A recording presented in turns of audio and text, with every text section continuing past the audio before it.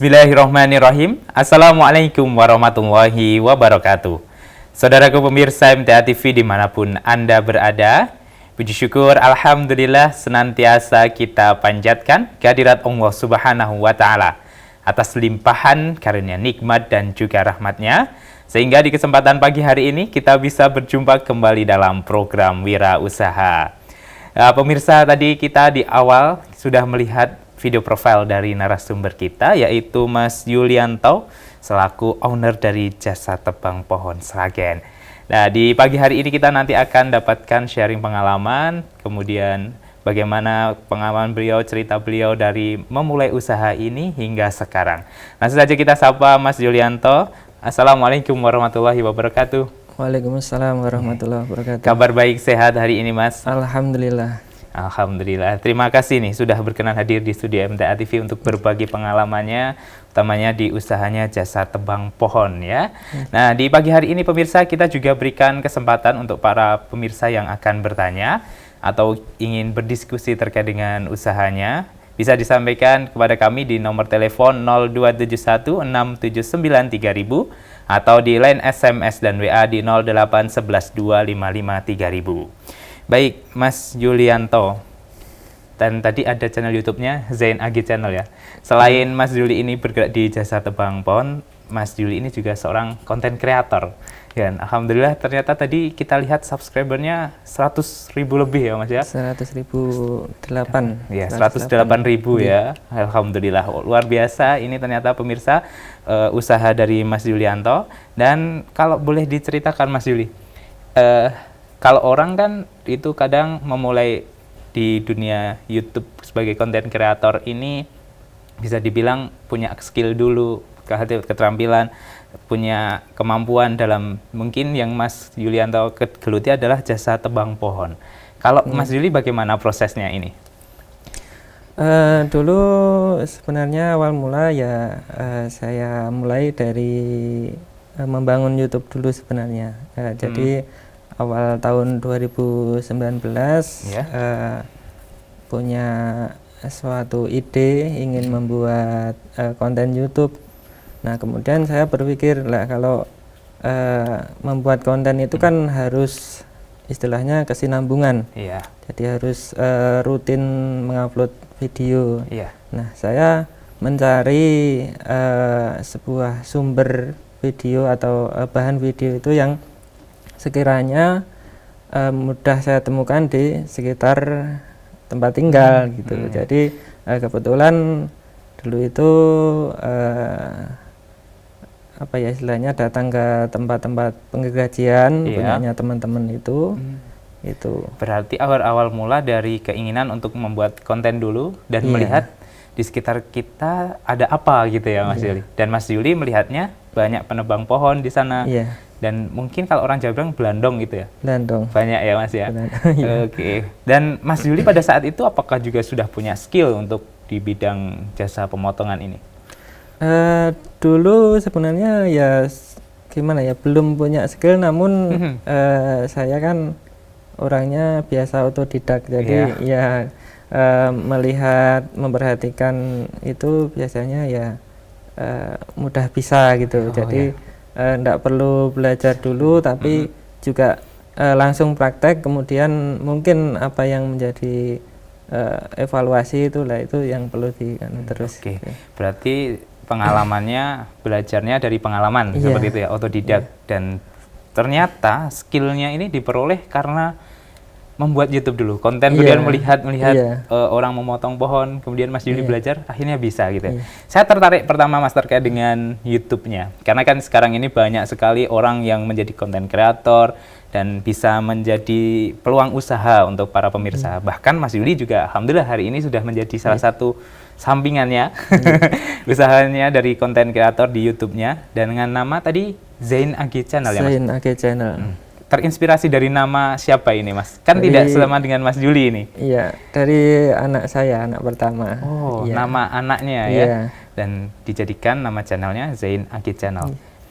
Kalau ini Mas, terkadang yang namanya YouTube channel yang saat ini booming dan banyak menjadi konten kreator, orang yang memiliki penghasilan dari sana, namun masih ada semacam cemoohan dari orang lain. Bagaimana yang Mas Juli alami pada saat awal mula mengenai YouTube ini? Sebenarnya sama saja.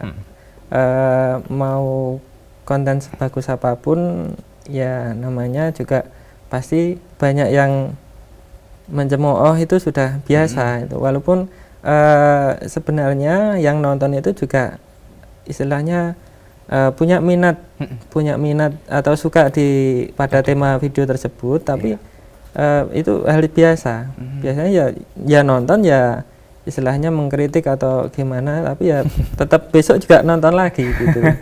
Artinya hal biasa gitu. Iya. Berarti Mas Juli sudah menganggap seperti hal biasa ya, hal tersebut. Lantas ya ini tidak menghalangi Mas Juli untuk semakin berkembang.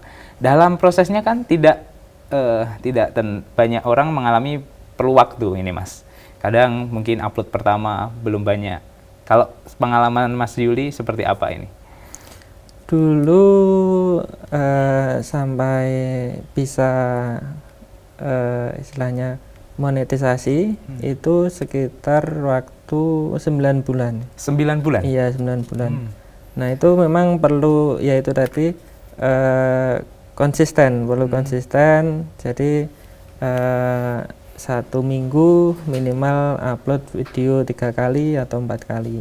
1 minggu 3 kali, 3 kali atau 4 kali. Mas Juli berkeliling kemana saja ini? Sesragen kah atau seperti apa? Kemana-mana, Sragen, Karanganyar. Ya. Tanggapan orang yang ada di sana seperti apa, Mas? Mungkin kan istilahnya kalau yang namanya penebang pohon, area yang saat itu di lingkupnya pohon yang akan dirobohkan pasti kan area yang berbahaya. Seperti apa, Mas, tanggapan orang di sana? Apakah jangan mendekat, Mas, jangan mendekat, atau seperti apa? Kan pada saat itu Mas Juli hanya mengambil video kan ya, Pak? Iya, dulu kan awal-awal itu saya mengambil video di daerah Ngargoyoso dan Kecamatan Kerjo itu ya. Itu sebelumnya kan izin gitu. Apakah boleh saya masukkan di YouTube gitu. Kemudian welcome gitu kan.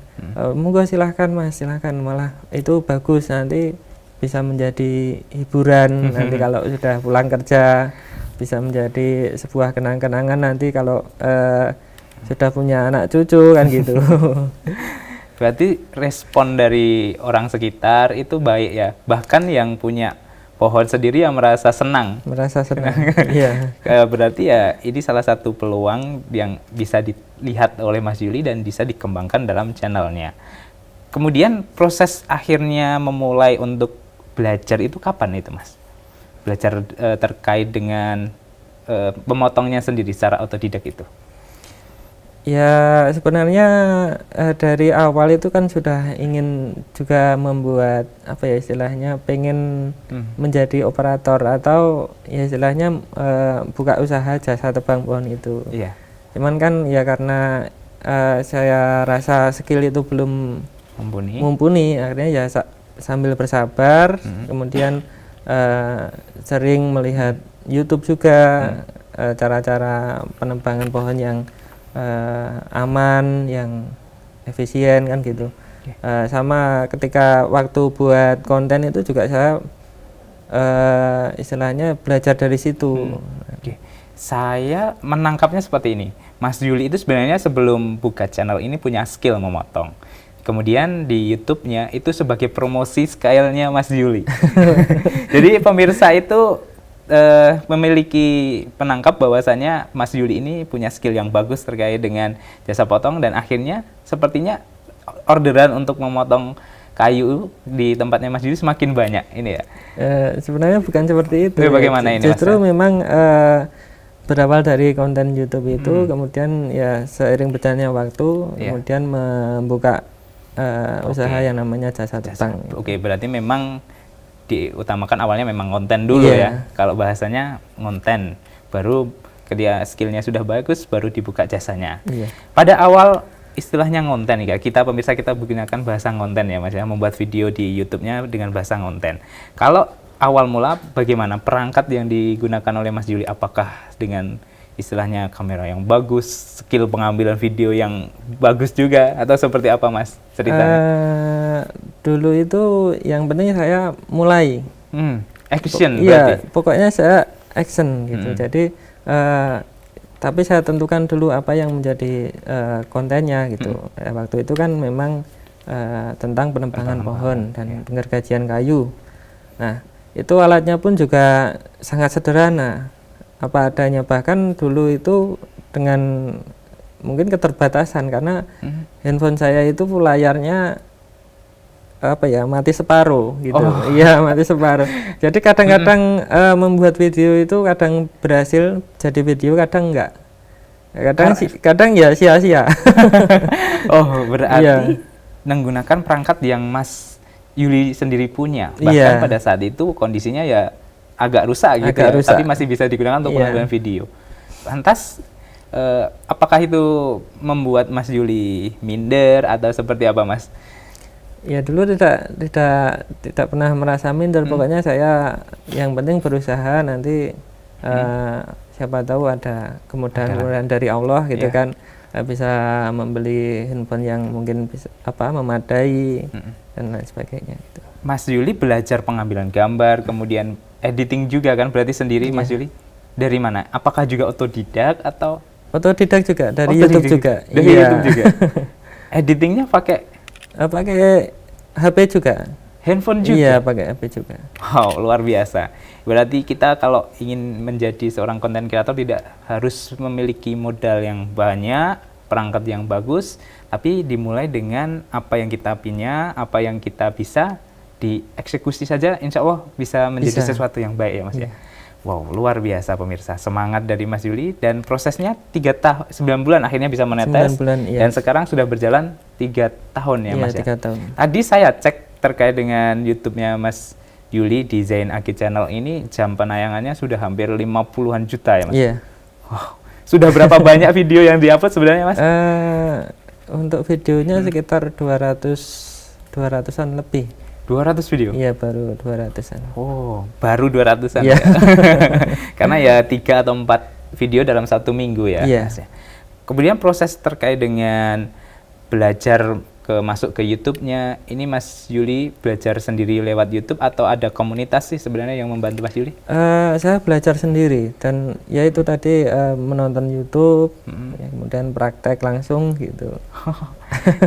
Ini namanya Zain Agi Channel, anak pertama. Iya. Membuatnya setelah nikah atau sebelum sih, Mas, kalau boleh tahu? Setelah nikah. Setelah nikah? Iya. Berarti sebelum masuk ke channel ini kesibukan Mas Yuli seperti apa? Dulu kan sempat jualan buah, sempat kerja juga di toko.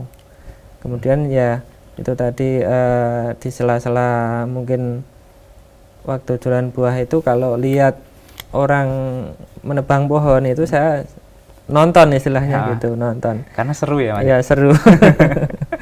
Ya, berarti awal mulanya kontennya masih di sela-sela waktu untuk dalam bekerja. Kalau sekarang, apakah masih istilahnya berjualan atau seperti apa, Mas?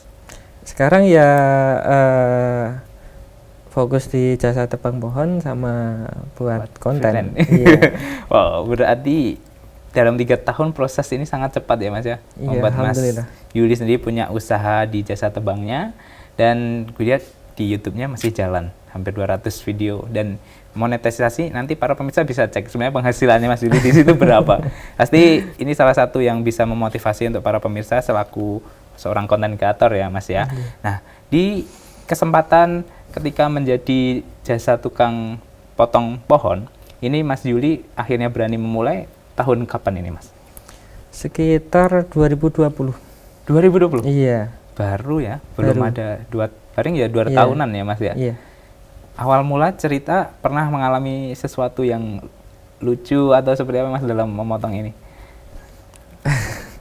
Kalau lucu mungkin tidak, tapi kalau mungkin resiko itu ya pernah juga. Pernah. Oh iya, ini kan salah satu pekerjaan dengan resiko tinggi. Resiko tinggi. Karena kan ya yang namanya pohon tumbang dan kita tidak tahu sebenarnya kondisinya seperti apa.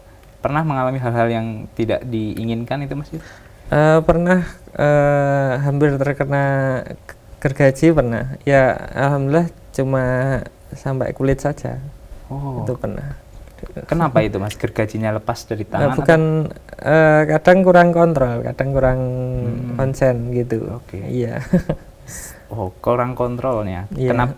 Apakah karena putaran dari mesinnya terlalu kencang atau? Iya, putaran mesin kan kencang, kemudian masih ada sisa putaran gitu.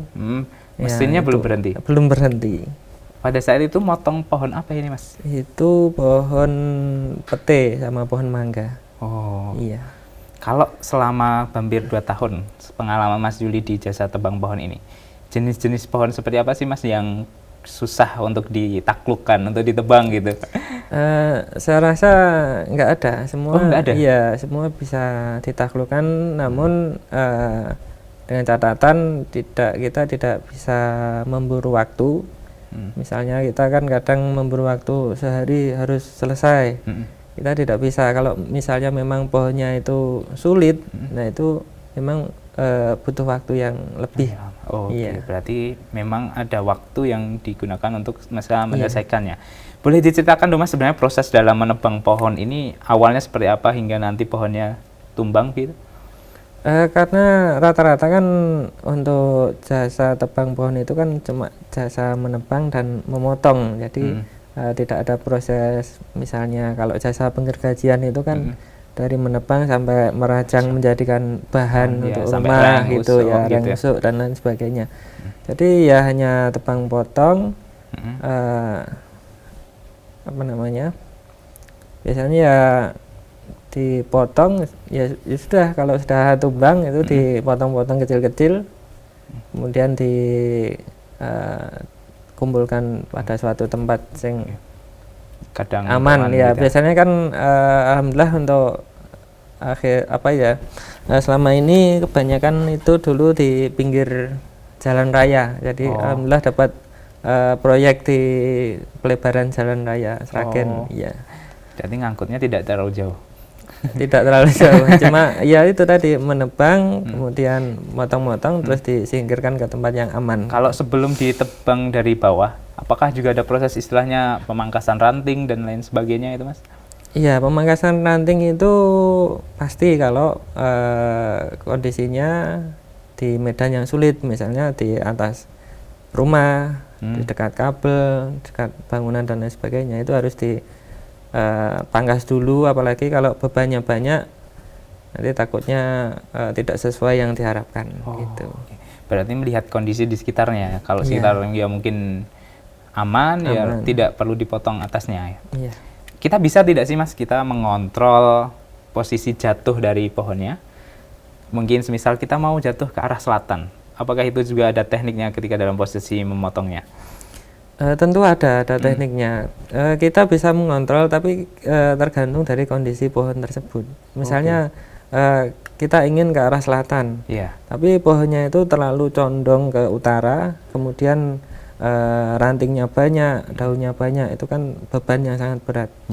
Kalau kita tidak pangkas dulu dari atas, kita kemungkinan besar tidak bisa mengarahkan ke selatan. Gitu. Oke, berarti semua harus by teknik, by skill, semua harus dengan keterampilan yang bagus juga.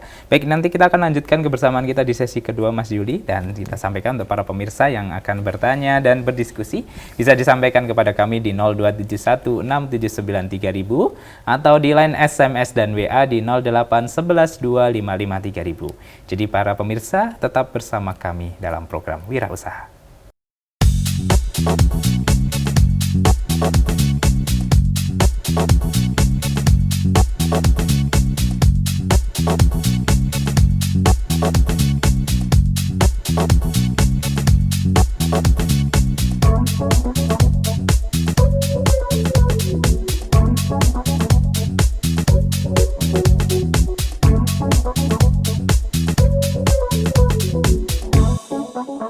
Baik, saudaraku pemirsa MTA TV dimanapun Anda berada, terima kasih Anda masih setia bersama kami dalam program Wirausaha.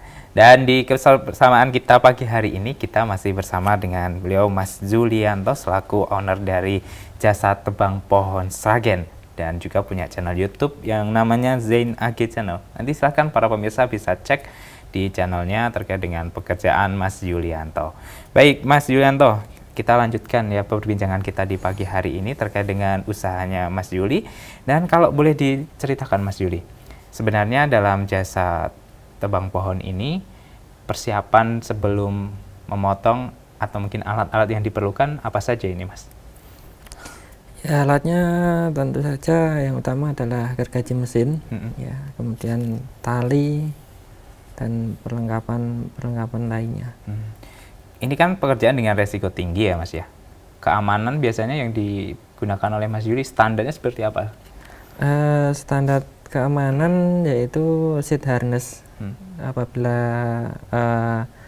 memotong apa ya istilahnya memangkas ya naik pohon itu kita harus pakai seat harness ya, supaya keselamatan itu yang utama. Iya. Karena kan ya ini di ketinggian, menggunakan mesin yang istilahnya tajam juga ya Mas ya.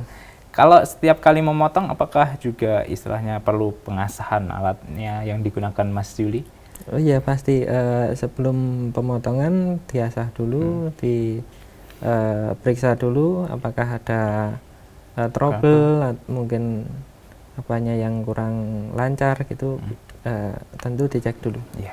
Ya, ini mohon maaf ya Mas ya, yang terkait dengan namanya pohon, sebagai orang Indonesia ini kan masih ada berbagai kepercayaan, masih banyak anggapan, ini pohon angker, pohon ada penunggunya, bahkan ini bisa dibilang pohon keramat gitu. Pernah tidak Mas Juli ini memiliki atau dapat orderan, Mas minta ditebangkan pohon itu gitu? Pernah atau tidak Mas? Pernah.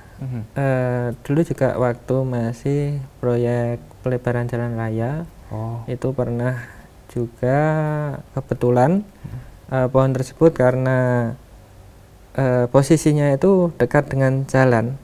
Biasanya kan ada jarak mungkin 2,5 meter atau lebih mungkin. Nah itu posisinya agak berdekatan gitu. Jadi kebetulan itu dulu pohon tersebut sebagai apa ya, tempat kecelakaan gitu. Sering terjadi kecelakaan? Sering terjadi kecelakaan dan kebetulan nabrak pada pohon tersebut. Ukuran pohonnya besar kah Mas? Ukuran pohonnya cukup besar. Diameter berapa kah? Dulu sekitar diameter 1,20 meter. Lumayan ya. Lumayan besar. Lantas Mas Juli apakah juga merasa takut atau seperti apa? Karena ini kan banyak orang yang menganggap bahwasanya pohon angker, banyak terjadi kecelakaan di sana gitu. Tentu kita nggak boleh takut karena yang harus kita takuti hanyalah Allah Subhanahu Wa Taala. Tentu kita juga dibarengi dengan doa dan ikhtiar yang paling penting adalah kita punya skill, kita punya keterampilan, di situ. Kalau kita tidak punya keterampilan tapi kita nekat, itu kemungkinan resiko juga sangat besar. Karena memang kita mengingat penebangan pohon itu adalah mengandung resiko yang cukup besar gitu. Wow, ini berarti dari dorongan sendiri dan keyakinan yang dari Mas Juli bahwasanya tidak ada sesuatu yang menakutkan, dan ini hanyalah anggapan kita, persepsi kita ya Mas ya. Kita hanya boleh takut sama yang menciptakan kita, Allah Subhanahu Wa Taala gitu ya Mas ya. Berarti selama kurang lebih ya hampir berjalan 2 tahun terkait dengan jasa penebangannya, semua sudah dialami ya, mungkin memahami pohon yang sulit, pohon yang dianggap angker, pohon yang mungkin ya gampang-gampang nih pohonnya ditebang. Kalau dari Mas Juli sendiri, pernahkah mengalami semacam kesulitan dalam menebang pohon, utamanya ya mungkin pohon-pohon yang ukurannya besar atau seperti apa ini Mas? Ya tadi yang saya sampaikan tadi, jadi pohon tadi yang pinggir jalan tadi kan dianggap angker sama orang yang sekitar itu. Nah kebetulan waktu penebangan itu gimana ya? Itu dulu sampai hampir 4 kali itu gergaji itu tumpul gitu. Tumpul, jadi nggak mau, istilahnya nggak mau ditebang gitu. Padahal sudah diasah, sudah tadi. Padahal sudah diasah tajam. Jenis pohon apa itu Mas? Itu terembesi. Pohon terembesi ya. Terembesi, dan memang itu kalau kita kait-kaitkan itu pasti wah ini pasti pohon angker dan nggak mau ditebang kan gitu. Terus kemudian tentunya terus saya inisiatif kemudian ya sudah kalau memang di situ posisinya tidak bisa ditebang, coba kita cari posisi yang lebih atasnya gitu kan. Waktu itu kan mepet sampai bawah. Nah berarti kan saya berpikir logika mungkin di dalamnya ada batu, ada atau tanah mungkin gitu kan yang bisa menumpulkan rantai gergaji tersebut gitu. Akhirnya saya koordinasi sama teman-teman itu ya sudah dinaikkan aja sekitar 20 cm dan diasah dulu, kemudian kerjakan lagi dan akhirnya bisa. Ternyata berhasil. Apakah memang karakteristik dari pohon terembesi memang sulit ya Mas ya untuk bukan, sebenarnya malah justru pohon terembesi itu cukup mudah, cukup empuk gitu. Ya mungkin pada saat itu memang kondisi di bawahnya itu ada sesuatu yang membuat ini sulit ya. Barangkali ada batunya atau mungkin ada yang tertanam di pohonnya itu ya Mas ya, sesuatu yang menumpulkan gergajinya. Tapi ya dengan teknik, skill, pengalaman Mas Yuli akhirnya bisa menumbangkan ini. Dan terbukti tidak ada yang merasuki Mas Yuli kan? Tidak ada. Kan ada yang menganggap bahwasanya kalau penunggunya nanti bisa pindah ke orang yang memotongnya ya. Oh ini nggak terjadi ya teman-teman semua pemirsa. Jadi kita harus yakin bahwasanya tidak ada yang boleh kita takuti selain Allah gitu ya Mas ya. Baik, kalau dalam memotong ini sudah punya alat berapa banyak ya Mas Yuli? Kebetulan gergaji ada 4, kemudian perlengkapannya seperti tali dan alat pengaman dan alat komunikasi. Oh, iya. Perlu juga alat komunikasi ya? Perlu juga ketika pohon yang sangat besar, kemudian juga apalagi kalau kebetulan di pinggir jalan raya, kita harus menjaga keamanan dari pengguna jalan, jadi harus ada komunikasi. Nanti tiba-tiba ada yang lewat gitu. Kalau dari 4 mesin yang dipunya ini memiliki spesifikasi seperti apa ini Mas? Pertama dari yang paling kecil, dari yang paling kecil itu spesifikasinya untuk memangkas di atas pohon. Jadi di medan yang mungkin sangat sulit, jadi ketika mungkin di atas rumah, di atas gendang itu kan harus sedikit-sedikit harus dipangkas rantingnya. Harus pangkas sedikit, itu kan nggak bisa kalau pakai gergaji yang besar gitu, tentu berat gitu kan. Yang kecil berat berapa Mas? Yang kecil total berat itu hanya 3 kilo. 3 kilo ya lumayan Mas kalau di ketinggian ya. Yang mesin yang kedua Mas? Yang kedua itu untuk yang kayu atau pohon yang agak sedang gitu. Dan yang ketiga yang besar. 3 dan 4 itu sama untuk yang besar. Untuk paling berat ukuran berapa Mas? Dan besar untuk mesin yang dimiliki oleh Mas Yuli? Kalau yang alhamdulillah yang terbaru itu paling besar dengan spesifikasi cc-nya itu sama seperti sepeda motor. Jadi 122 cc. Wow, 122 cc. Pasti getarannya luar biasa itu Mas. Untuk apalagi kan di tangan itu dipegangnya. Untuk kebetulan karena gergajinya yang generasi terbaru, jadi sudah memakai istilahnya peredam getaran. Wow. Berarti memang sudah menggunakan alat yang terbaru dan aman insya Allah ya Mas. Alhamdulillah. Ini pemirsa, kalau nanti para pemirsa mau menggunakan jasa Mas Yuli, mesinnya sudah banyak, 4, tinggal disesuaikan nanti kebutuhannya seperti apa ya Mas ya. Dan kalau saya mau bertanya Mas, terkait dengan pohon, kalau tidak salah ini kan pohon nangka itu punya karakteristik agak lengket dan strukturnya itu kan padat. Kalau teknik yang Mas Yuli gunakan untuk memohon nangka, pernah mengalami memohon nangka Mas? Pernah. Bagaimana ini Mas tipsnya? Karena kan ini kan karakteristiknya kadang lengket, bahkan mungkin bisa selip untuk mesinnya. Terkadang kalau terkadang kalau ingat misalnya mau tebang pohon nangka, kalau ingat dari rumah itu biasanya bekal minyak goreng. Iya, minyak goreng. ya. Akan nggak begitu lengket, tapi ya tetap saja tidak bisa menghindari tersebut karena memang karakter dari pohon itu kan banyak getahnya. Iya. Oh, tapi bisa diminimalisir ya Bisa menggunakan diminimalisir. minyak goreng. Minyak goreng. Oke, karena memang saya pernah melihat orang ketika mohon nangka itu Mas, mesinnya kadang macet. Seret. Karena kan dia banyak getahnya Iya, gitu iya, ya. benar. Kalau yang paling keras yang pernah dipotong oleh Mas Yuli pohon jenis apa? Paling keras itu adalah pohon asem yang sudah ada galihnya. Galih itu ya, inti dari pohon itu, inti dari kayu, tengahnya itu. Itu kalau versi Pulau Jawa itu ya paling keras ya kemungkinan itu galih pohon asem. Pohon asem ya? Iya, pohon asem. Kalau yang paling besar Mas, yang ukurannya berdiameter berapa gitu? Paling besar paling ya diameter 1 meter atau 1,20 meter itu. Oh, Iya. lumayan lah 1,20 meter ya. Iya. Ini sehari bisa tebang ya Mas ya? Nggak Bisa. roboh. Kalau para pemirsa mau menggunakan jasa Mas Yuli, ini bisa menghubungi di mana ini Mas? Atau bisa datang ke rumah, mungkin bisa disampaikan Mas? Bisa menghubungi nomor telepon, bisa pesan lewat messenger Iya. di Facebook Jasa Tebang Pohon Seragen. Jasa tebang pohon ya di Facebook Iya, ya? Facebook Jasa Tebang Pohon Seragen. Iya. Kemudian untuk line telepon itu 0812 Iya. 4634 4634 6116. 16.